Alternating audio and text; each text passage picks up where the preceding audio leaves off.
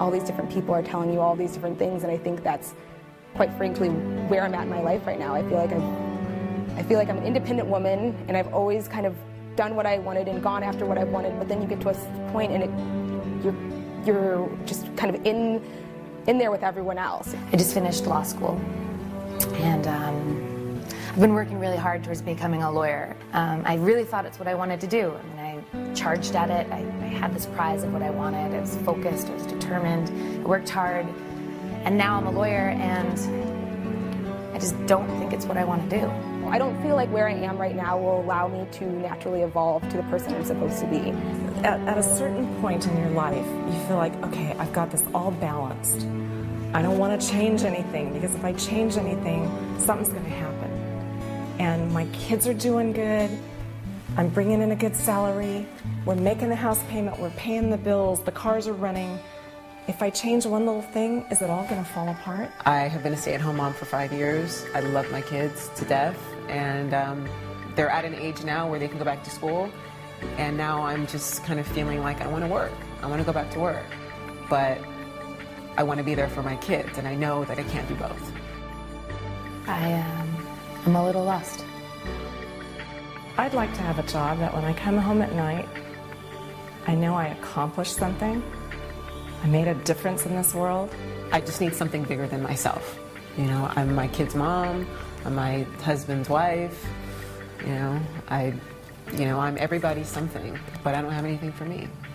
And it's just really frustrating, and I feel really guilty. In our research, we heard from thousands of women faced with very similar challenges. In fact, when we did a workshop for the Oprah show recently, we heard from hundreds of thousands of women. And although every person's situation was different, in the end they were all asking the same question of themselves. How do I live a strong and fulfilling life? And these women weren't some confused minority. Most women are asking themselves that question today. In fact, recent research shows that although over the last 40 years women have gained for themselves greater rights and responsibilities and opportunities, influence, money, power, women today are actually less happy and less fulfilled than they were 40 years ago. I wrote this book to shine a spotlight on that paradox and help you know how to take control of your life and buck that trend. First, you'll take a test. It's called the Strong Life Test, and it measures you on 9 life roles. Now, you may play each one of these roles at some point in your life, but this test pinpoints your lead role, the role you were born to play, the role from which you derive the greatest strength and satisfaction in life. Next, you'll learn how to fully accept that role. There are so many competing voices in your life, aren't there? So many people with different expectations of you, different demands of you. It takes a remarkably clear head to be able to cut through that clamor and really take a stand for who you are. And finally, you'll learn how to intentionally imbalance your life. So often you're told to strive for balance, but balance is the wrong target. Balance is almost impossible to achieve and not fulfilling when you do. You study the happiest and most successful women, and they deliberately pick out the moments in life that invigorate them and then tilt, target, imbalance their life toward those moments. You can do the same. You know, the cliched image of a successful woman today is that she's some virtuoso juggler, somehow able to keep all the different parts of her life in the air at the same time. But that's quite a sad image when you think about it, isn't it?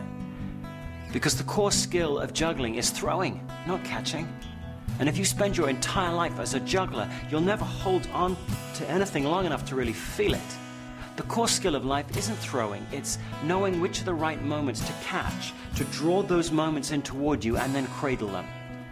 That's the skill that you'll learn in this book, Find Your Strongest Life. So whether you're a recent graduate just figuring out which direction you want your life to take, or whether you're 10 years into the workforce but looking for more, or whether you're a new mom trying to figure out whether to go back to work or stay with your kids, or whether you're some super successful executive just trying to keep everything moving along smoothly, you'll be able to take a stand for who you really are and find your strongest life.